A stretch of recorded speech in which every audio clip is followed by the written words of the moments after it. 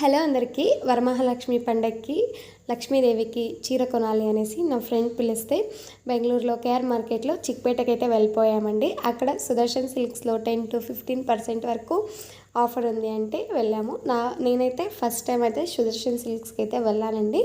వెళ్ళి చూస్తే అక్కడ మనకి ఏ ప్రైస్లో కావాలంటే ఆ ప్రైస్లో శారీస్ అయితే ఉన్నాయి.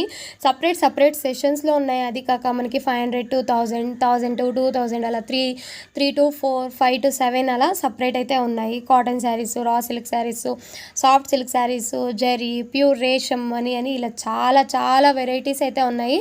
మనకి షాప్లో అయితే ఇన్ని వెరైటీస్ దొరకవండి.